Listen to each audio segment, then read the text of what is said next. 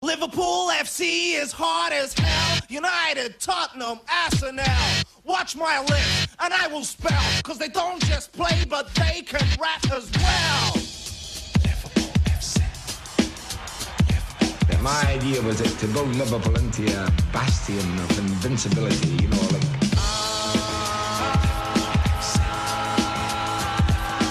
Okay. Welcome to another episode of the Anfield South podcast. It's me again, the guy, Slim. Yeah? And today, who I got with me today? I got some happy faces with me today. Yo! Yes. All right, boys, introduce yourselves, man. Yo. Sam's right here. Warren's back, aka Wazz is in the building. Jewels is back. Yes, gas man. What's going on? Yeah. Leroy, a.k.a. Bruce, a.k.a. Cuthbert, a.k.a. Delroy. Yes, Delroy. Five man in the corner, Delroy's in the building now, you know what I mean? Yo, boys, as you can tell from my voice, I'm super happy, yeah? So let's just get straight into it. I've just finished, well, not just finished, watched the Arsenal game today, Liverpool-Arsenal, final score, 5-1. You know what I'm saying? Sent them boys back to North London, like, yo. Say it again. 5-1, sent them boys back to North London. Yeah, Obama who? No, anyway. Let me not go there, yeah. Listen. Let's not go there. Boys, great result. I think it's what we needed, you know what I'm saying? Like, to lay down a marker to the rest of the league and let them know that we mean business, innit? Obviously, Fortress Anfield. No one comes there and does any damage to us. We do the damage, you know what I'm saying? Straight. So, yeah, it was a good performance. Boys, I'm going to get straight into it and just ask, Jules, any key moments in that game that you can think of? Final whistle. Yeah, of course. Do you know what? Tell me if I'm wrong, though. A key moment in that game, I think, was the quick response for the first goal. I think the first goal, the way we responded, what was it? They were ahead for, 5 minutes, if that? Less. I'd say. Yeah, probably less than that. I think for me, that was a key moment because it just let them know that, yeah, all right, you scored, but, you know, we're here. We're going to score more. You know what I'm saying? Waz, what do you think, man? You know what? Maybe it's me, but as soon as Arsenal scored, my head didn't dip. The players' heads didn't dip because this is Anfield. We knew we can score. Shocked of how quickly we did it, but we got it done and we did it quickly. Once the first one went in, we might well should have blown the whistle from then. Because it's just a continuous onslaught. To be fair, let's be real. It's Arsenal, yeah. No matter how many managers they go through, no matter how many keepers they have, the results always remain the same. For some reason, when they come to Anfield, it's never like a 1-1. It's an emphatic scoreline. Yeah, it's always. But I'm not complaining, you know. Yeah. We got the win and glad to see Bobby get a hat-trick. Do you know what's funny, yeah? Earlier on in the day, I posted, I can't remember the season. I don't know why I can't remember the season. Under Brendan Rodgers when we beat them 5-1. Oh, yeah. I posted that in the group. Scored two. Yeah. The score that day was 5-1. 2014 season. The score that day was 5-1. There we go, the same replica. Sam, for you today, any key moments? Do you know what? I got to agree with Waz, man. I mean, to respond that quickly, it actually shocked me a little bit. And it's almost like Arsenal shocked themselves by taking the lead and they just lost themselves for a moment and started dreaming. I thought, hold on, we're going to take their record. We're going to take that first defeat. They wanted that. They wanted it. And I know their fans wanted it. I know their fans wanted it. But to respond the way we did, obviously, we got lucky with the first goal.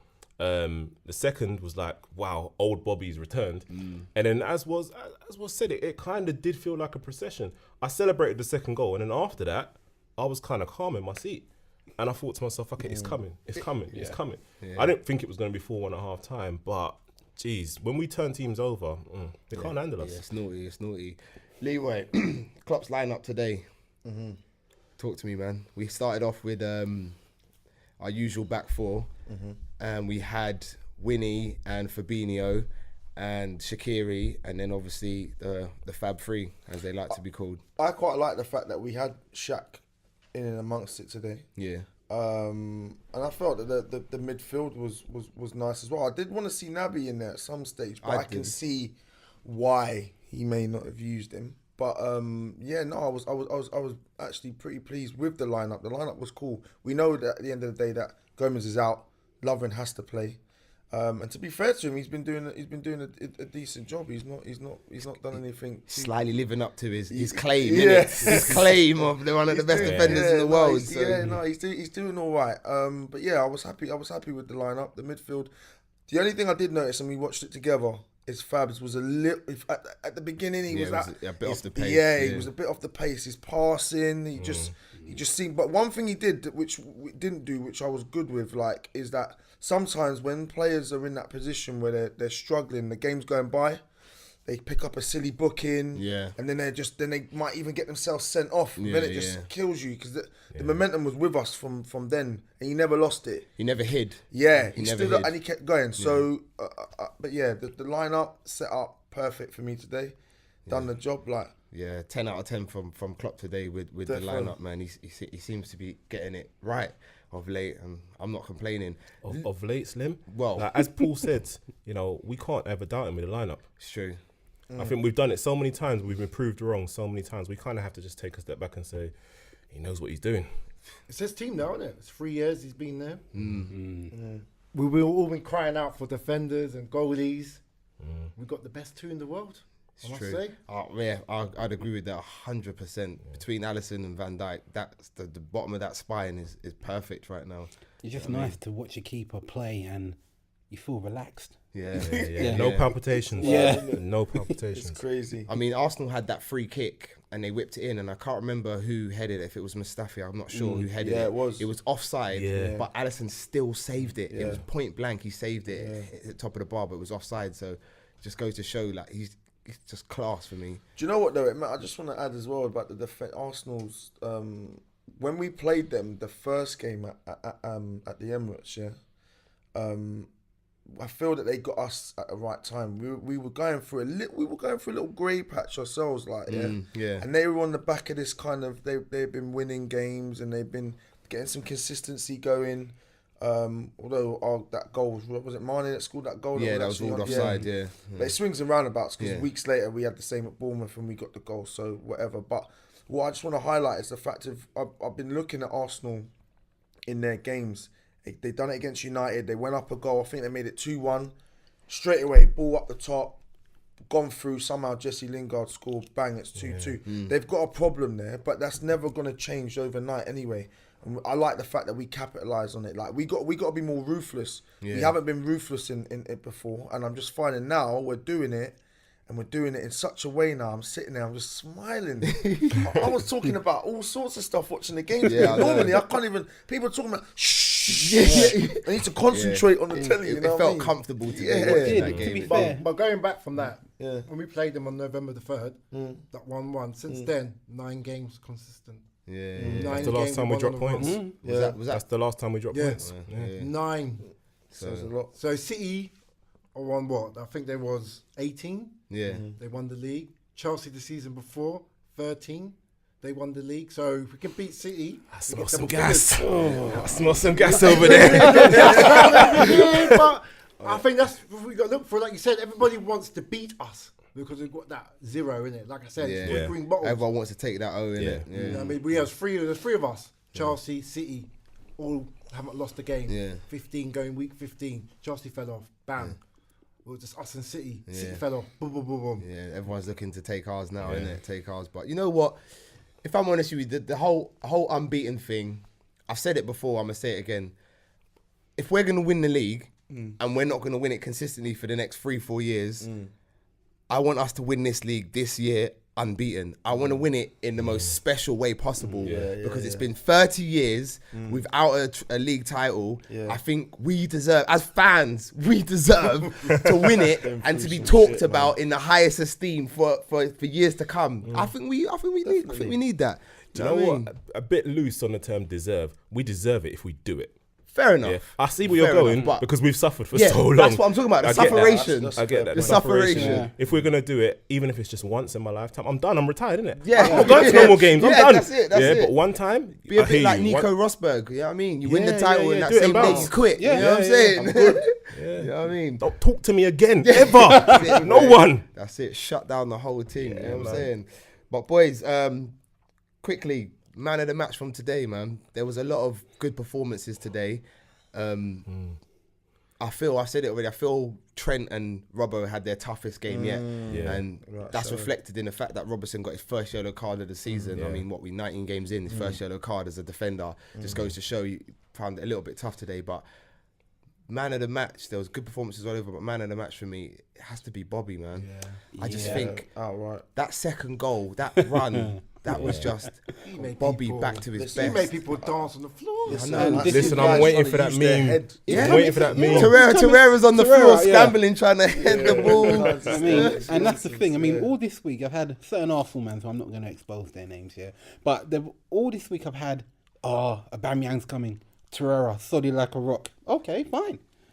Like I said, last time I saw Torreira, he was sliding on the floor eating grass and trying to head a ball that was nowhere near him, like spot the ball, and the ball's in the back of the net. So I've not seen him since. But you know what? Man of the match, I have to agree. It's nice to see Bobby back. But it was a nice gesture from Salah to allow him to get definitely. hat trick for the penalty. Yeah. And I think on the podcast, we spoke a lot about Salah and his arrogance, if you like, some of his celebrations and stuff like that. So it was nice to see him give that penalty to Bobby to get his hat trick. So we know the love and the spirit and the camaraderie is still in amongst the camp. Do you know what I'm saying? Nice to see all three of the strikers have scored. Yeah. I was going to mention, I mean, there's not many games where they've all played well. And that's what's scary for me for the rest of the league, because for the majority of this season, we've not had many games where all three of them have played well, scored or contributed.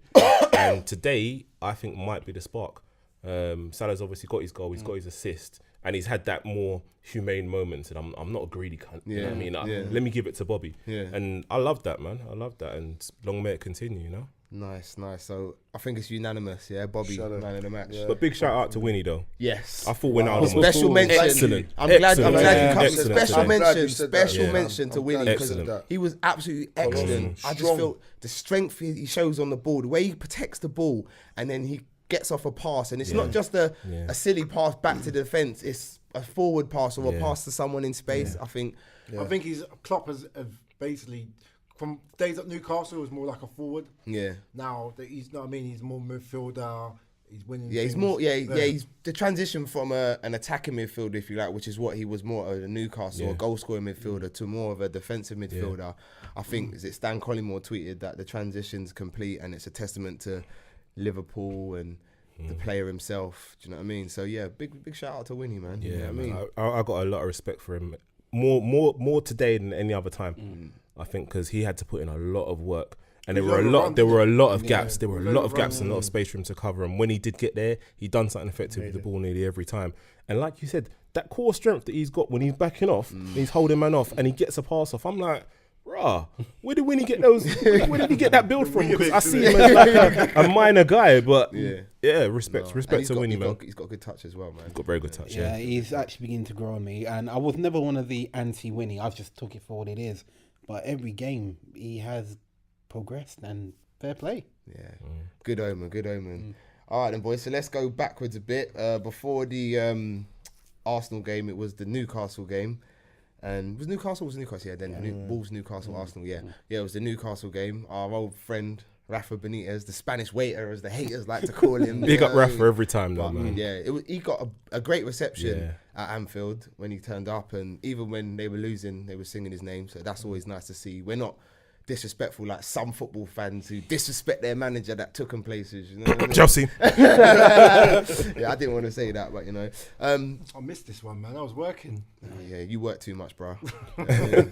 We never miss games around here. Sam, talk to me about that game.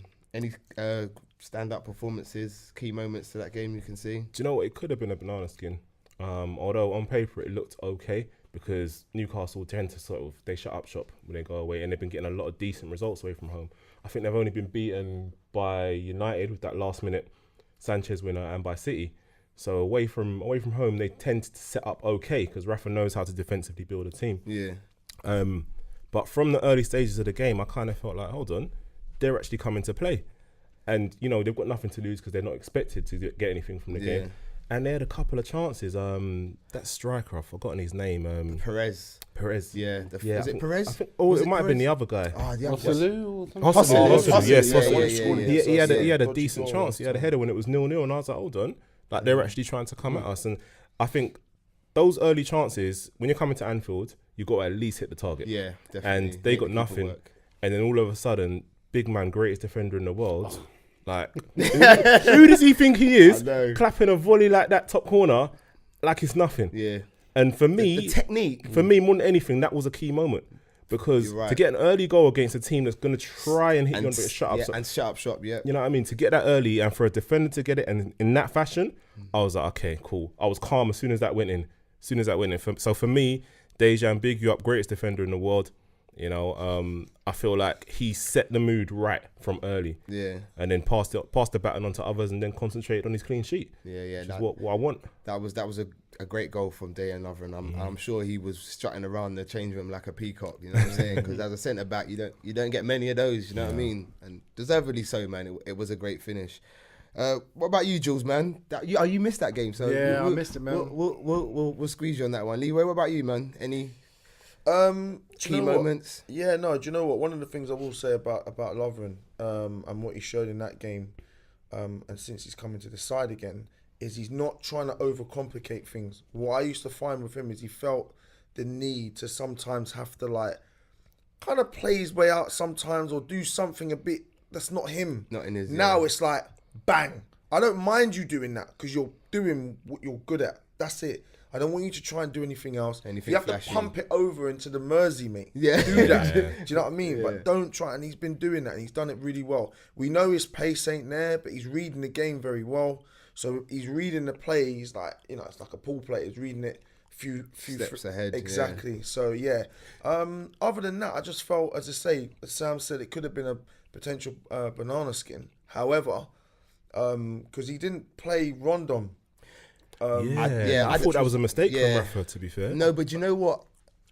Maybe Rafa was thinking not to play him because, it's Virgil van Dijk. Let me just set up shop to defend. And then, maybe if he scored a goal first, he might have changed it later on down the line. But I think he might have even looked at it as, it sounds bad in saying it, we're at Liverpool, at Anfield. It's a tough game. We've got Watford in our next game. Yeah. Maybe I keep my main man fresh. And we'll go with this because that Hostelou scored some dead goal against us last season. If I'm right in saying so, some reflection. It was something to do with Matip, innit? It was a nonsense. Like, so he's gone with something. We all know what Rafa's like. He can come there. He could literally. He's like the A-team, innit? You give him a can of Coke and a piece of string. Somehow that man will make it into a gun. That's what worried me the most, really. But we didn't allow him to do all them. Well, his decision to leave Rondon on the bench against us paid off for him dividends because he scored today, didn't he? 100%, yeah. He scored today, so obviously it's worked for him. Do you know what I mean? But while we're on the Newcastle game, let's have a quick chat about Salah and the penalty. Go on, Warren, talk to me. Not being biased, but I thought it was a penalty. You saw the contact. Did he go down over extra? Maybe. But for me, if you're in this sport, it's a contact sport. Yeah. And we've seen, not naming any players, but we've seen certain players, Hazard, who just look at someone and they're doing tippy tumble and 10.5 on the scale. Yeah. There's contact. He went down. Now, Simple for you, yeah. for me, it was a Stonewall penalty. What about you, Jules, man? Have you seen the penalties? I did. And you only get penalties when you're in the box, so that's where he was, in the box, in the right place. It's a pen. You can't score goals. Well, you can score goals from the halfway line if you're Alonso. But no, I mean, we've had penalties given against us last season. This season, we haven't been that bad. That was our first penalty of the season. Really? No, it wasn't. Our first home penalty. We had against Palace early. Yeah, our first home penalty. Yeah, our first penalty I at think home. Paul So mentioned it as well. Yeah. We're not getting into the box and attacking the last defender that often. Yeah. And that's twice. Salah again today. The last two games when we've been running at defenders at pace. Yeah, last man. Yeah, You're gonna get a little nick, aren't you? Well, I feel personally today's penalty was more of a stonewaller than in the Newcastle penalty. I think, if I'm honest, if that's soft, if that's given against my defender, I'm upset because it's soft because it is a contact sport. He's only just touched him and Salah's gone down. But you know what? When it's in your favour, I'm not going to argue. So do you know what, Slim? Though, just to touch on that, have you noticed the hate, the little campaigns that are starting amongst other fans? Like the fact that people were campaigning for him to get a 2-game ban for deceiving a referee. I'm like, come on, are we serious? Like the FA got involved, didn't they? And they actually looked into it. And Look at how quick that was done. It was a possibility he was going to catch a ban for that. I think when Chris sent the message out in the group, I was like, what, is this for real? Like, seriously? I didn't actually believe it at the time until I saw afterwards, no action, Salah faces no action. I was like, wow, they actually really took it that seriously. That's crazy. And yet, Harry Kane, MBE, Wow. who forever drops and gets penalties, but nothing doesn't get said about him. Well, he's the golden boy, isn't he? So it's not surprising. Well, do you know, I don't even think it's that he is the golden boy, but I think there's a bit more. Hatred's a strong word, but there's a bit more of an agenda amongst other fans against Liverpool, if you ask me. I don't think they're scared now. Yep. Well, definitely. We're scared. I think they can sense there's something happening around Liverpool, and they don't want it to happen. Sleeping giants. So many social media accounts of fans saying, "We can't let this happen. We'll donate money to charities to make sure certain players don't make it." I'm like, wow, the hate is real. The passion I've seen for hatred for us is unbelievable. That's crazy. They've held this over us, this whole league banter for our lives, our whole lives, and so they can see that it's a possibility it might come to win. Come on, they're gonna try and stop it whatever way they can. Crazy. Do you know what though? Personally, one thing I found with Salah, and it was annoying. He done it in the Napoli game. When he gets challenged, he actually tries to ride challenges and actually tries to not go down. And I think to get rid of diving, I think what they're gonna have to do, that's how some people see it. Like what you have to do is award a guy when he can. So if you continue and you try a thing, and you try and let a shot off, but you don't actually get to let it off with full thing, the referee can put it back and go, all right, cool, that's a penalty. You've tried to not, but nowadays, because that to me, he's gone down easy. He has gone down easy. He's doing a bit of contact. He's gone down. Referee doesn't have to give the penalty. Yeah, doesn't have to give the penalty. It's a soft penalty. I agree with you, Slim. It's a soft penalty, but at the end of the day, he's touched him and he's gone down. He weren't doing that enough for me before. You've got to do that. Kane does it and he gets penalties. That's it. If you get touched, there's contact. They can't book you for it. Is it Maddison? What is it? Madison for Leicester. He got done, but his was ridiculous. Yeah, when you see some of the ones, the guys like leave their leg and actually knock it off the other guy's leg and like, it's crazy. Salah's not doing that. Yeah, he's actually feeling contact. Yeah, I said a few podcasts ago, those two in Salah and Mane need to go back to what they were doing before, isolating right backs and left backs and going at them. And that's what's happening now. When we're doing that, it's problems now, man. Yeah, no. I feel good. I agree with you. It's mad. I agree with you fully on that point there, anyway. So, just to wrap that game up, man of the match from the Newcastle game. Oh, everyone's struggling. Like, there's just so many wins. I can't remember who. I said the defenders, another clean sheet. I'd have to say probably the Newcastle game. I would say Shaqiri. Yeah, he was good. Yeah, it was Shaq actually. Shaq would try to play well. And got himself another goal. True. Got himself on the score sheet. Yeah, I'll go with Shaq. Big Shaq. Yeah, no problem. Yeah, it wasn't no outstanding. It wasn't. It was what you'd call a regulation win after the early goal. Yeah, it was definitely. Okay, then. So going back again, obviously we had Wolves away, which don't know about the rest of you, but I saw as a potential banana skin. This was a That's more game. than a banana skin. That's a tough game. Because it was a tough game, and I don't know if you guys noticed in the beginning of that game, the weather, Madness. It was crazy. It was howling, the rain. So I was a little bit nervous, but we seemed to come through that game. Because the City there. Yeah. Chelsea. They beat Chelsea. Yeah, they drew with Arsenal. And today they beat Tottenham. Turned over Spurs. And they were 1-0 down. So that's their second game against them, though, isn't it? Like, Wolves are not a team to be trifled with. They are organised. They play good football under Nuno. Whatever. NES. Yeah. I can't say the rest And of funny his enough, name. they're not playing with their star man Neves at all. Yeah. Well. Yeah, I think he played today. He played today. Yeah, but he didn't even come on against us, did he? No, he wasn't. He didn't feature against us. But we came through the game 2-0. Goals from Mo Salah and the actual best defender in the world, got his first Premier League goal, and Virgil van Dijk got his first Premier League goal. Leroy, any key moments in that game for you? Do you know what? It was the first goal. Yeah. Once the first goal went in, I felt like we had a real foothold in the game, and it kind of eased me up because now I'll be real with you. This Liverpool side now, when we go a goal up, it's a problem. Because now the other side have to think, what do we do? Do we go at them? Because if you go at them, there's going to be holes. Any holes, bang, problems. There's 3 guys at the top that can do damage. So that was a key factor, was getting that goal, settling in the crowd. Yeah. And that was a key moment for me there. Yeah. And once we kicked on from that, we looked all right. Yeah, we looked in control in that game in large parts. They did.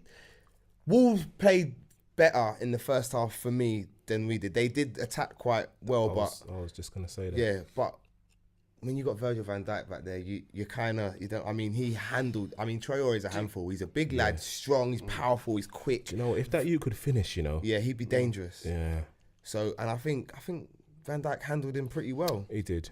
I mean, I think early on in the game we made a couple of mistakes just in front of Virgil. I think Fabs did one, Keita gave the ball away, and we gave them the opportunity to get a foothold in the game. And I felt throughout the whole first half, I was watching it on my phone on my Christmas do at work, and I wasn't getting a full gauge on it, but it didn't look like we were really in control of the game for the first half. Yeah. And for me, the key point for that game was half time. It's like, to get in front, and when we hadn't played well, we'd put together a couple of moves and got a really good goal. I just whispered it. I whispered it. Yeah. I whispered it. I kind of felt like, well, hold on, that Klopp's seen this and he's gonna adjust things because we won't be as bad in the second half. And second half, we were pretty much in control. Yeah, we were in control.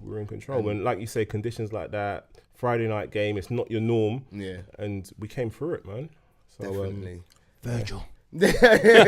First goal in the Prem. What else can you ask for? Yeah. Because everyone's scoring goals now. Everyone. All you need is Anderson to come up and take a penalty and score, and then that's it. Well, I'm worth a cheeky bet on that, What was that stat? What was that stat? I can't remember what game it was where every outfield, was it against Manchester United? It was against United, yeah. Every outfield player had a shot. Was it a shot on goal? Every outfield not on target, but had a shot on goal. Yeah. So even the subs. There you go.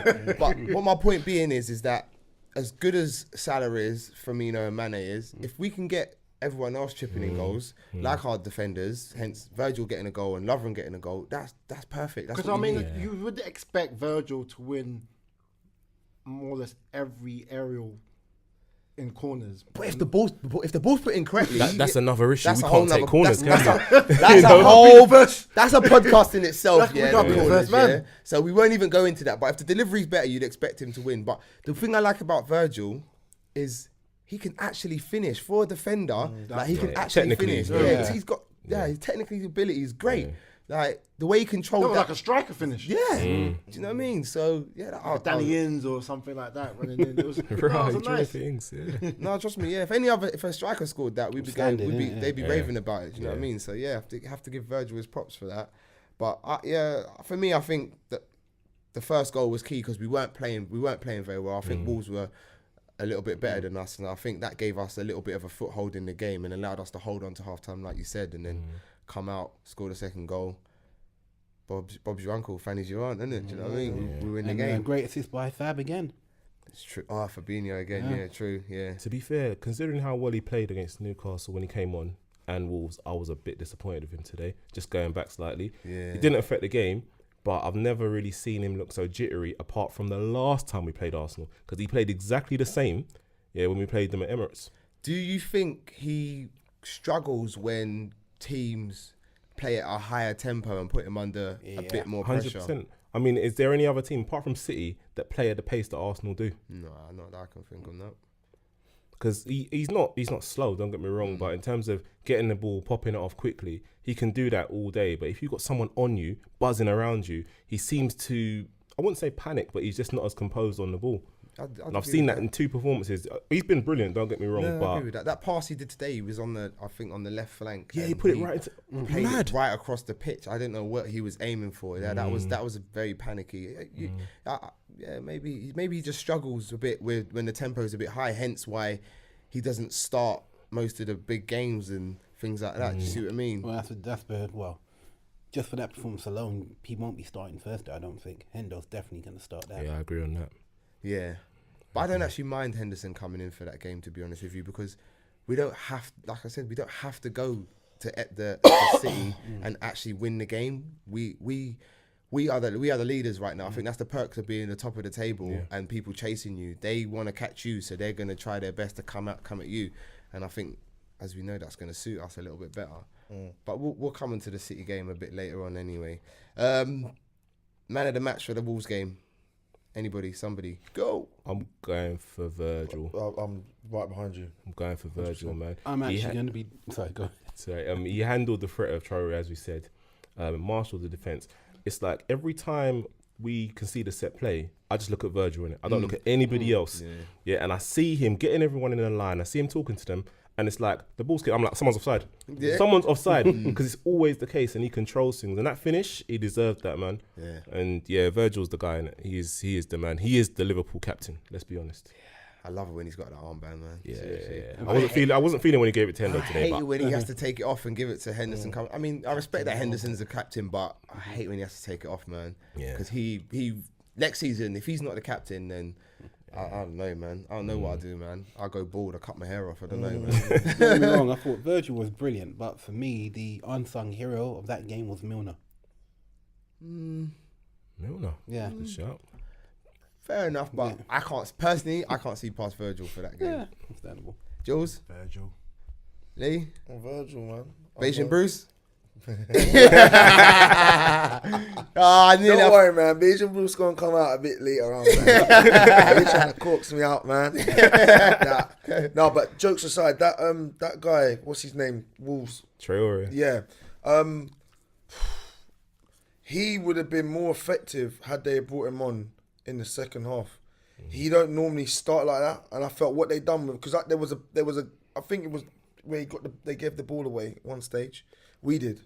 And he was in on goal. But Virgil basically kind of just shepherded him out and just said, go on then, if you're going to take a shot from there, it's going to have to be a hell of a shot to beat my keeper from there. And he took the shot. I think it's hit the side netting, but I didn't really ever feel that he was, I don't know. I feel like I'm seeing a different game to you lot. Because when I was watching that first half, I just didn't, do you know I what wasn't it on is? the edge. Normally I'm like, old school, but he just looks so threatening because of his pace. But his decision making, his end product is appalling more time than not. dead. But it's just that one time when he gets something right, he's gonna go past someone and ping it top corner. So at one point in the season, he's gonna do it to someone, and we'll be like, "Rah, that guy, he was at Barca, you know." You know what I mean? mad, You know, he's that guy. But I think the way that Virgil handles him and handles generally players with pace make them man look is basic, I can't remember who called it out to me, the way that he slows these fast players down to his pace and then gives himself that extra yard to match them for pace, and he trusts himself. He did it today with Aubameyang, and I was like, rah, okay, like you can't outpace Virgil. Aubameyang didn't even get a sniff. I forget Goro. You know the ones there, like, man, you're right in there, mate. You can come out now. What was that tweet? He had 10 passes? He had 10 passes in the game, and 6 of them were from kickoff. You should get fined for that, man. What's this? Well, op stats there. Delroy called that the other day, mate. I'm telling you. Listen. Obama who, bruv. But yeah, no, Virgil definitely the man of the match for the game. While we're talking about Virgil van Dijk, I got 2 questions. Well, earlier in the week, our very own Paul went on to the sports bar on TalkSport, and he made a claim. He said Virgil van Dijk is the best footballer in the world right now. Wow. So, do you agree with that statement? And second of all, if you don't agree with that statement, is he the best defender in world football right now? Go on, Jules. Wow. We conceded 8 goals. We got the best defence in the whole of Europe. Best player. Defenders don't really get that much notice in football. You have to be Ronaldo and midfielder. But I mean, if we win something this season, why not? But like you said, you have to win something. You put him in that bracket, yeah? If we win something. If we win something, go far in the Champions League. You know, because he more or less brought us to the Champions League final when he was there, when he took over in Jan. So if we can win the league, which I think we can, being honest, and maybe get to a Champions League final, then why not? But I think you have to win something to more or less get those prizes. Because Modric said that last season. And Yeah. Fair enough. Warren, what do you reckon, man? That's a hard one. I mean, when you analyse defenders of yesteryear to defenders of today, it scares me watching Van Dijk play because previous defenders we had, we were nervous when we had the ball. We were scared. We were sweating. We were panicking. But Van Dijk on it, there's a sense of relaxation. There's calm. He distributes the ball well. I mean, fantasy league mode day, I can't complain. We've got one of the best. I'm fully 100% behind him. As one of the best footballers in the world, that's a hard claim. It's a very bold, hard. it's a bold statement from Paul, isn't it? Yeah, it's hard. It's classic Paul, though, Yeah. isn't it? Yeah. I don't know where he's drawn that from, but what he drank before he went on the show. Dutch courage or whatever, but He's definitely up there, but to back what you said, to get that type of statement, you have to win something. Yeah. Don't be a nearly man. You want to be remembered as the guy. He was a great captain, a great defender, and he had this to prove it. True. you know, a lot of people shout out Sergio Ramos as one of the best defenders in the game. You know, he knows all the darks are. He's a good defender. He's a bit wild at times, but no one really calls him one of the best footballers in the game. And I think that's a very, very difficult shout. Even if you're a cultured defender like how Virgil is, to call you the best footballer in the world, maybe because we're not used to making those claims on defenders, it's difficult to kind of rationalise that thought. But well, what Paul said was that a great footballer affects the game, and his reasoning was, look how Van Dijk has affected our game, affected the game. That's why he says he's the best footballer in the world. So with that in mind, does that sway you in any way, shape, or That form? rationale is completely understandable, because you've got to see, if we balance out the stats from last season to now and from when Virgil came to now, the effect he's had is probably bigger than any effect we've had on any player probably in the last 4 or 5 years. Yeah. If you take out someone like Suarez, his effect was goals, but it wasn't necessarily winning every match. Yeah. You know, True. this is stopping goals going in, having a solid base for us to move forward and to try and win games without conceding. So the effect he's had on Liverpool has, do you know what I'm going to say? It's been the greatest effect a single player I've seen has had on Liverpool since day dot. Because who can you compare him to in terms of effects on a team? True. Funny enough you saying that, actually, because I've seen a lot of the halfway point in the season team of the year, and straight away you've got Alisson, Van Dijk, Robbo. Yeah, that sort of spine of Straight Liverpool, away, if you like. they'll Yeah. straight. 10 teams I've seen, those three players are always there. So yeah, it was a bold statement, and it is hard to. His rationale's bang on. Yeah. If he's basing it just on that, then fair I'd agree enough, with it completely. But, yeah, for me, I wouldn't call him the best footballer personally. I wouldn't call him the best footballer, but he is one of the best defenders in the world right now, definitely. But just to echo what you lot said, you have to win something, because it doesn't matter how good you are if you haven't got the silverware. You know what I mean? When you retire, I mean, poor Stevie G, as good as he was, should I say, and however much he won, the fact he never got that Premier League title, you know what I mean? I'm sure that still haunts him. So yeah, let's fingers crossed that Virgil brings us the Holy Grail, and then he can have his best defender and the best footballer in the world title. You know what I mean? But mentioning Stevie, you got to shout him out, man. Winning man. the Old Firm today. Old Firm derby today, 1-0. Thank God, Stevie. You know what I mean? It'd be nice. You know, quick side note, I'd like to see him do one over. Oh, yeah, that's Brendan. a double and a half this year, isn't it? Yeah. If Stevie could do it up there and we could do it down here, That'd be amazing. Can you imagine if we big playing party. against them in the Champions League next season? Yeah, that'd be. Oh, wow. Love that. That's a prospect, isn't it? But yeah, big up Stevie G, man, on getting his win in the Old Firm derby today.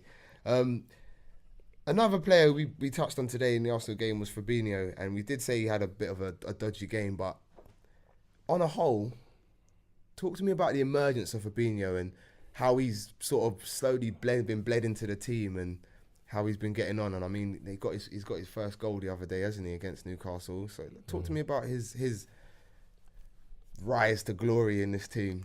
Do you know, before you talk about Fabinho as an entity himself, you've got to talk about how Klopp has integrated him. And this is massive credit to Klopp, because early on in the season we were screaming for him in the WhatsApp group. We were screaming, saying, where's when we gonna see gonna see Fabinho? Fabinho? 43 And you know, million. Yeah, I you know. know, there was guys in the group saying, well, if he can't get into the team against this team, then how can he play for the big games? And we had to be patient, and we had to just trust Klopp on the premise of what he'd done with Robertson last season, what he'd done with Ox, and thought, you know what, let's trust him. But when he's put him in, like the difference has been amazing for me, man. I kind of feel like not that he's just a DM, but he's a footballer, yeah, that we have in that position who can actually plug that gap for us. And we've had sixes since Lucas Leiva days that weren't sixes. Yeah. You know what I mean? Since Mascherano, we've had none of them. Yeah, We've had none of them. I know that's your guy, man. I'm sorry. Probably got your shirt on under your top, but like, we've had all these guys that have just been tried to fit in. And even if you want to call out Wijnaldum can play as a six, but he's not a six. He's doing a job. Not converted players. But this guy, Fabinho, you put him there as a six, he looks like he belongs there. He looks like he can carry the ball. He looks like he can spray a pass. He looks like he wants to put his foot in. Yeah. Now he looks like he can score. I'm like, he's had a couple of shots recently. You know, I don't know. The emergence of him, for me, it kind of stabilizes the spine as well. And that was going to be my next question. What does he bring to the team? He just allows the rest to go and do their job. Like Yeah. you said, that's what happens. He's like you said, he's a proper DM, which we haven't had. Klopp said, all right, I'm going to spend that money. We spent 47 or 43 million on him. It was like we said, what's going on? Using other players and people there. But he's come in. He's done his job. Well, we can rotate, innit? We can rotate. Because like we are playing with like a new formation now, and it was 4-2-3-1. Yeah. So He's a DM, but I don't want to call him a DM because the way he can carry the ball, the way he can assist with a great pass, the way he sees a pass, I think it's a bit of a disservice to call him a DM. Do you know what I mean? To me, a DM is your Kante types going further back, your Makelele types, and for Liverpool fans that know your Momo Sissoko's, you know what I mean? Those guys who will put a foot in, win the ball, and then give it to the guys that do danger. Whereas Fabinho's the guy that puts his foot in, wins the ball, and then he can do danger. It's not just a pass off to someone else. He can actually. So I want a new name for what he does. Do you see what I mean? That's I think Sweeper. No, because that's all defensive. Those are all defensive terminologies. And while he is defensive, don't get me wrong. I'm not saying he's lacking defensively. He's also so what we call it, ADM, attacking defensive midfield. I want a new name for him. You know what? I just had a thought. Taxi. That ball that he clipped over for Mane to score against United. If that was Coutinho, we'd be raving. Yeah, in that position, perfect ball clipped over, perfect weight. You're thinking, raw, that's Coutinho all over, isn't it? Yeah. That's a ball that none of our other midfielders would attempt to play. Yeah, and true. that's scary for me because he's the only one who can do that, and he's supposed to be our DM. You're right. He's not our DM. Exactly. Yeah. He's not our DM. He's a lot more than that. I want a new name for him. You know what, guys? Like, if you're listening to this, and you can think, of a new name, for what Fabinho's position is, please feel free to at us on Twitter at South Anfield, or even get us on Instagram Anfield_South1, and throw in your suggestions, even in the comment section on the YouTube channel, just throw in your suggestions, man, and we'll shout you out next episode. You know what I mean? But he definitely needs a new name. But boys, my phone's decided to get involved now. But anyway, the transfer window's coming up as well. We're coming to that time, January. Anyone see where we need to reinforce or replace even? Anyone see any positions we can bolster? Slim, let me throw it back at you. All right. I read an article. I think it was Chris Sutton. Who mentioned that actually us buying might damage us. Yeah. Because we've got the chemistry right at the moment. We're getting players back in, and our squad's in a good place now. Now, he basically said if we buy it might derail our title challenge. And I put it in the group. And I was like, what do you think? And I think James was like, no way. What do you think? Do you think we actually need to? In terms of what we need numbers-wise, or is it just a case of reinvigorating the squad? And on the converse of that, not messing up with the balance of what we have at the moment. I'm glad you threw it back to me because I don't personally feel we need anything in January for two reasons. Like you said, we've got players coming back. Yeah, so Gomez to come back and Matip's come back. Ox has been out on the grass running, so he looks like he might be back February, Marchy times. I don't think we need anyone. And knowing how Klopp doesn't throw players in. I mean, buying Virgil van Dijk in January, I think that was a done deal for us from the summer. Even though we didn't get him in the summer, it was a done deal. So I think throwing him in the beginning was different. I think he was already in the plan personally, if you ask me. But the way Klopp likes to blood in players, a player coming in January is not going to do anything for us in our situation, because I don't think Klopp will throw him in straight away. Personally, that's just my opinion.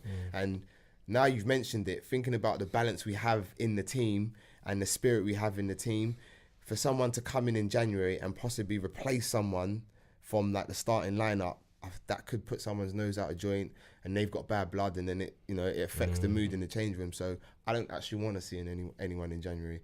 You're looking, Leroy, like you got different thoughts on that. What about? Let me just throw something else at you real quick. What about if it's stopping another rival getting a player that we want, i.e. your Pulisic?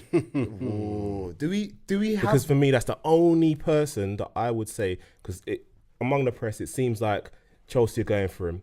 Okay, but if he goes to Chelsea, are Chelsea really in the title talk this season? Really? Not this season, but we've got to move on to next season. Yeah, but season's part. Okay, for this season, I don't think Chelsea having him is going to affect us too much, if I'm honest.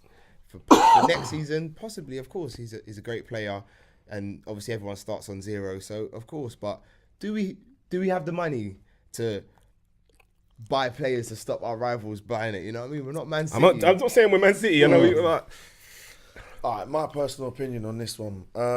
I think don't start firing questions at me of who we're gonna buy or who we should buy, but I don't see nothing wrong with dipping in the market a little bit. And I don't think it's going to unbalance it too much, because what it is, you're going to come into the business end of the league now, and this is where you pick up your funny little injuries. This is where you pick up. Remember, we lost Ox. What month was it? Was it in April? It was April. It was April. Yeah. But you can, I think, between February and March is a tricky time. As we know, City went in for Mahrez back in Jan, but then the way things went, they were like, we're not paying that P. You can hold him for now. We're good. And obviously, come the summer, then they got their man. What I'm basically trying to say is, I know that we're kind of in a position, like when you think about it, knock on wood, we lose Lovren at this present time. Who comes in for Lovren? Because I've seen a young boy on the bench for us that plays at centre back. Who do we get in? Because Matip's out, Gomez is out. Fabinho will play there. Yeah. Do you know what I mean? Is that what we have? Actually true. Yeah, but do we want to do that whole round? No, we don't want to put square pegs in round. I'm just looking at, you don't have to go and break the bank, and I trust Klopp in going and get that guy that's, you don't know, no one ain't heard of him, but then all of a sudden he's some household name. I'm happy for us to go out there and get at least two of them in different positions, because I think we're short at the back. I don't think we should have let Cavani go. Sounds mad, but what positions, bro? So I said, okay, it's going to sound mad, yeah? At centre-back, I think with I'm not a massive fan of Matip. I think Matip started moving a bit. He's Bambi, he's light, he's weak. I'd actually, looking at it now, I actually rather having Lovren in the team. Sounds controversial. Well, I think... but I'd rather have him ahead of him. Pecking order, tell me if I'm wrong. Gomez, Lovren, Matip. That's the pecking order. That's how it is at the minute. Okay, cool. Yeah. But with 4 centre-backs, including Virgil, 4 centre-backs, do you really think we're going to go out and buy another centre-back? But you don't... Sorry, go on. Is that centre-back going to sit on the bench because he's not getting ahead of Virgil? But what I'm saying is you don't have... What my point is, you don't have to go and get a guy that is going to break the bank. Because really, if you get someone like... I'm not talking about money challenge centre... If you're talking about challenging let me just, Van Dijk... I'm not talking about that. I'm just saying, I'm not talking about money-wise. Forget how much he costs. I'm saying if someone comes in for you in January, they must really want you. As a centre, they must really want you. And they must want you to play. Because January is a time where it's not panic buying, but it's like we're plugging a hole right now. Yeah. So who really gonna come in January and sit on the bench? Because like I said, they're not getting ahead of Virgil van Dijk. They don't get ahead of a fit Gomez, because Van Dijk and Gomez as a pairing is sick. That's true. And then right now on form, they don't even really get ahead of Lovren. So I'm just asking you, who are we getting in that's going to really sit on the bench? Like, not who, sorry, that's the wrong question. Who would want to come and sit on the bench? What I'm saying is... Would you want to do that? Okay, so looking at it like this... You might get a medal. Do you know what, Jules? You're bang on, you know. Some of these guys will be thinking, okay, I'm not playing at my current team. I'm going to a potentially title-winning team, I'll go and sit there. I'll be that backup. I'll be ready if... You might not even play the 8 games or whatever it is you need to No, get I the think medal. I think you look at it, it's a fantastic, and they like to call it a project. You'd want to be part of that because there's no telling where you could end up going with that. Do you understand what I mean? It doesn't mean you've got these other guys ahead of you, but it doesn't necessarily mean that you're in there and you'll be told. Like Mahrez went to City, he knows he's up against it. He's got Sterling there, there's Sane there. Do you see what I'm saying? But he's still doing his thing in there. He's playing a bit part. He don't start every game. So, See your point. I'm just looking at it like I just don't want us to be in a position where we're all sitting there and we're like, oh man, we're having to play like Millie Vanilli at right back, left back. We've got to put Fabs in at centre back. That is dead, man. That is going To be fair, Lee, though, he did say Klopp, when he was asked, if we have to react, we will react. Right. So it's cool. like if someone does get injured in a key position, we will move. But I don't think he's looking to. He doesn't need to as such, but I wouldn't mind. I wouldn't be that guy that goes, oh, we don't need it. I'm happy. Because you're not going to go in and buy, not a Coutinho, but someone of that level. That would unbalance your side. If you go in and get like that kind of guy's got to play. They've got to start. That's 100%. Them guys got to start, bro. Do you think we should go back in for Fekir, Warren? Great question. More of you than me, mate. You know what? This is sad. I mean, I've recently watched Fekir, against Man City, and he played well. Yeah. But do we really need him? I'm going to have to say no. I think we may have dodged the bullet on that one. You think so? Yeah. Buy one, get one free. Shaqiri done his work. Even man. cheaper. You love a bargain, don't you, Yeah, Jules? I mean, as far as for targets, I'm just thinking, right, to point everything that you just said, it's getting to that time now where you don't want key players to get injured. I mean, if something ever happened to Salah Mane, touch wood, Yes. I do not. Bring the juju, boy, because I don't want that. Yeah, I do not want. Yeah, I just don't want to see someone being put into that position where they can't handle. So I was thinking bigger picture. Yeah. Now, you can call me fantasy, land living or whatever, but I thought, okay, Moreno is on borrowed time. After his comments this week, he's definitely going to be shown the door. Yeah. So I'm thinking, all right, replacement. Patrick Van Aanholt or Palace. He would come, he's cheap. Yeah. That's actually not a bad shout, you know. He can defend and also he's got the pass and he also knows where the goal is. Mane? He's Dutch, right? He's Dutch, yeah. So Didn't you see him tweet Winnie? Yeah. after they beat City, Oh, he said that. He said, "Oh yeah, you owe me a bottle of wine," and then when he tweeted back and he said, "Yeah." And I thought, Mane, great player, a lot of time for him, great finisher. Also know occasionally things can go a bit pear-shaped. So for me, where my brain thinks, you're good, but you need someone to challenge your position. Leon Bailey. Oh, we've called for him a few times in the group. And the whole Pulisic thing, if he comes, I will be happy. If he doesn't, we will find someone else. That's a good. Do you know what? Your Van Aanholt shout is circulating in my brain. And Do you think he would sit on the bench though? Yeah. he's Do you know he's a bit more versatile? He's not a full out left back as well. Yeah, I wouldn't even mind seeing him play in a front three. Certain times he's got that kind of forward running arrogance about him where he could actually push the ball past him and whip a ball in. He's not your average type of wide forward, but I would like him. Yeah, I'll take Watch him. him talk against them chavs, and see how he carries on. Who's that? Are you talking about Van Aanholt? Yeah. I like Van Aanholt. I think Van Aanholt's a good player, but I think Van Aanholt, from what I remember, when he was at Chelsea, it was that whole thing of being in the shadows. Like I don't know if he's gonna want to do. Do you know what? That's a player that I don't feel would do that. I kind of loathe to judge players when they're at Chelsea because I don't think Chelsea handle all players correctly. A lot of them are on loan, yeah, basically. Yeah, I don't think they handle players correctly. So I'm Standard. not going to judge him on that. But you said, would he want to come? Because obviously he's first choice at Palace. I think that's where what you said comes into it. That opportunity to win a medal and stuff like that, coming from a small club to a big club and to be part of something, a project. I think that's where that kicks in. Well, look at Robbo. We laughed when Robbo was signed. We're like, why are we buying this guy from Hull? Yeah. Rest is history. Yeah. And anyway, we all know Klopp improves players, doesn't he? Yeah. So, do you know what I mean? So, yeah, that's a good shout, man. That's a good shout. What about you, Jules, man? Do we need to bring anyone in Jan?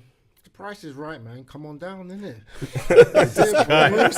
That is Bruce one-liners, you know. Can't bring him anywhere, you know. You can't bring this guy anywhere. For those of you that don't know, Jules is probably the oldest of us, and he's got lots of one-liners and old school things, right? No, for true. It's like I said, it's if someone's available, then you buy.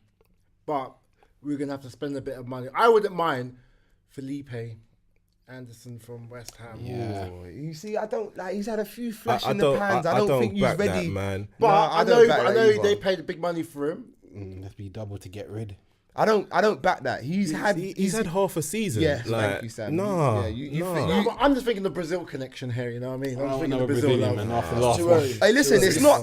not. It's not. What's the thing in FIFA you get where you get the packs of cards, man? FIFA Ultimate Team. Yeah, it's That not man ultimate just team. It's destroyed not about America. chemistry, you know. It's about guys that can Oh, he's actually Brazilian, play. yeah. yeah. You know what I'm saying? Jules is linking up the dots, you know. Actually, I've got a shout. Yeah, if we're gonna lose a striker, which is by the looks of it, we probably are. Bearing in mind, there's talk of Solanke going on loan, or Oh yeah, Sturridge, Solanke going to Crystal Palace. or Yeah, that could be a sweetener in a deal for Yeah. Van Arnold, isn't it? Could be. how about Timo Werner? The German. Yeah, I don't know enough about Is he quick? German He's that's the about one. German Very football. Very quick. Just a quick one. Very quick. Yeah. He used to play with Naby. I think he's right there, yeah. and he's a guaranteed 30 goals a season striker. Yeah, but is he not a Maybe guarantee? in Germany. I mean, Yeah, it's different here, man. Different here, man. But is he one that's gonna want? Is he playing at the moment from the start? Yeah, strikers. yeah. Are a lot He's different. at Red Bull Leipzig. Oh, is he? innit? So he's not at a premium club right now. So if he's gonna come in, he has to take Firm's place, really, and that's not gonna happen at the moment, is it? Yeah, because not a lot of players can do what Bobby does. I think Doesn't get the goals like he's not getting as a he's striker, not getting the goals but he at the does have- moment. he does But have- he does other things. That's right. yeah. But no, what, Klopp knows. Klopp knows. that's it. Ultimately, we trust. That's it. Ultimately, if Klopp says we need him and brings him in, then you know it's for a reason. And you know, like I'm But sure like you we'll say, all we get don't behind it. really need anyone at this present time because everything's sweet. But Klopp knows. I believe. You know, in if, Klopp. if we don't bring anyone in, it means that we've had a really successful January. No one's been injured, touch wood, and the players that are injured are very, very close to coming back. That's how you got to look at it. And of course, we always want to buy something new. We always want something new, but I don't think it's going to happen. Just as you're saying, players coming back close to injury, and I did mention it earlier. Oxlade-Chamberlain is back. Big things. Big team of one in, boy. He's back Yeah. out on the grass. How have we missed? Well, do you know what? We haven't missed him. But where did we per play se, him? But I've missed him. I've missed him being on the team sheet because before his injuries, I mean, he was absolutely amazing. The goal against City, That was, first hand, that was. I think I think he wrote himself into Liverpool history. Yeah, just for with that that moment. goal. Yeah, do you know yeah. what I mean? So it was nice to see him back. That you took the words right out of my mouth, Jules. When he does get fit, where does he go? Go on, Jules. As soon as you took the words, you answer. Where does he go?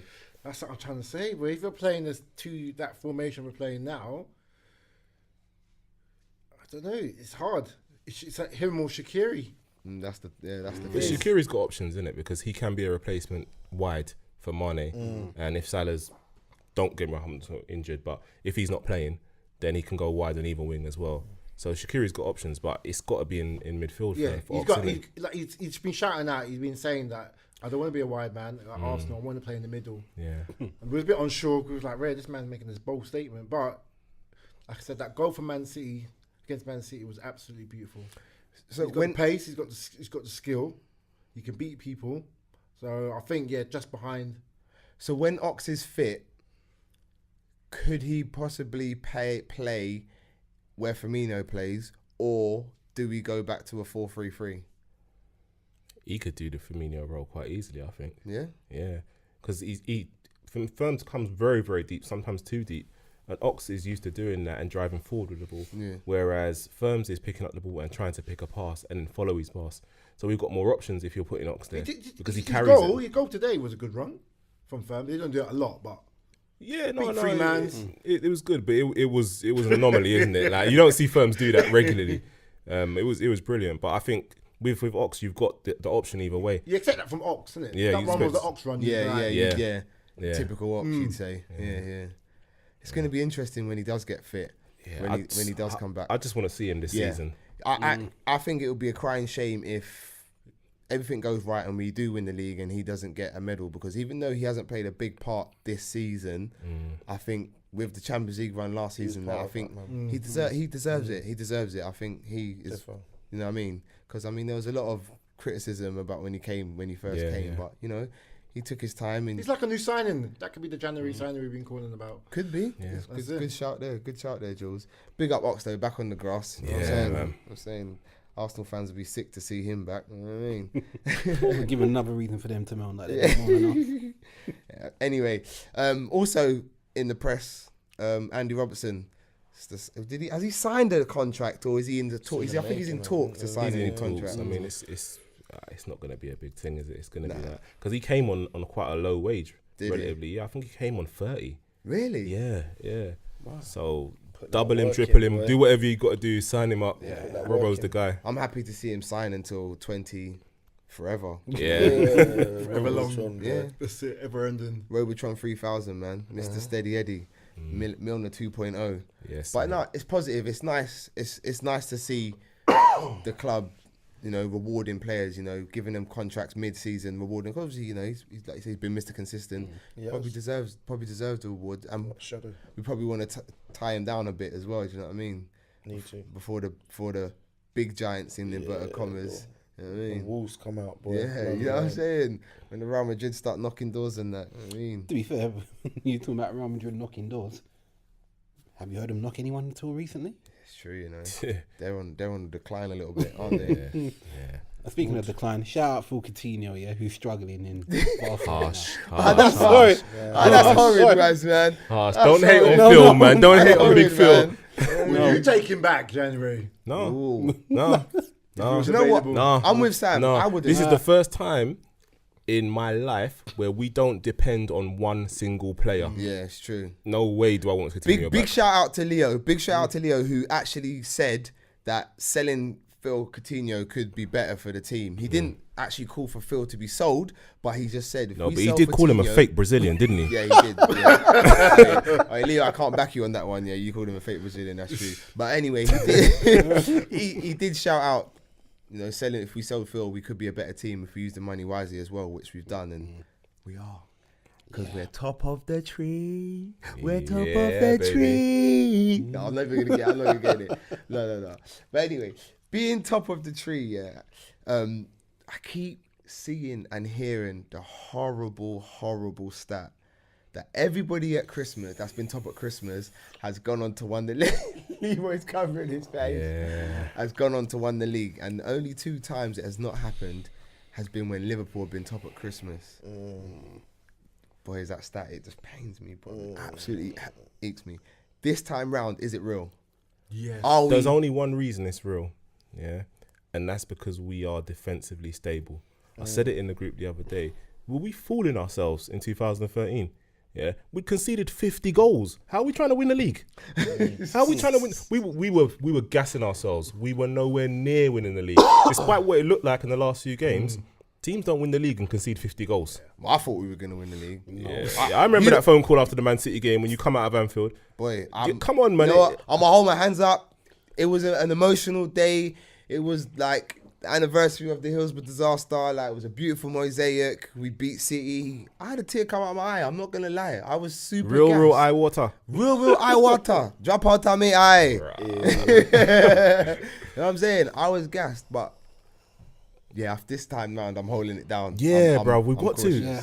Well, We've got to. to be Apart from fair- Jules over there, when you get that close as we did the last time, it was you're talking 5 games, was it? Like the last time. Yeah, it was something 5 stupid, yeah. games. no, Three it games. was Three less games. than that. Oh, It was it was 3 games. 3 games. No, because it was So Chelsea. How are we 7 points clear with 3 games to It go? was and we still Chelsea. blow the It team? was Chelsea, Palace, Palace. then Newcastle. Yeah. Yeah, That's yeah. it. And Yeah, that- Newcastle. Like Yeah, Newcastle's yeah. last game. It was the last Yeah. game. 'Cause And I was that, at that that for game. me, that's why I'm not getting, because we've been that close. Mm. We have been that close. So until it's signed, sealed, delivered, final whistle, then that is when you're you're gonna see me. But at the minute, I'll just use him for fill So up wait, my car. let me just Tank. gas man. So let me just get this straight, yeah. So there's no two ways about it. You don't believe. It's not a fact of not believing. It's not believing. It's the fact that it's more, and I like it because it's amongst us as well. Every game, one game at a time. One game at a time. We're not looking and going, oh, we can, well, that there, we should, in that little period, we should get full night, full whatever points. Nah, it's just every game. The fans are doing it that way. The players are doing it that way. The manager's doing it. That's the way it's got to be. And when it gets to the point where it's now mathematically impossible for anyone to catch us, that's when you're gonna. That's when you're gonna. Too late then. Opening up your chest like, yo, around, real happy man. Cocksmur in hand, class skirt, all that.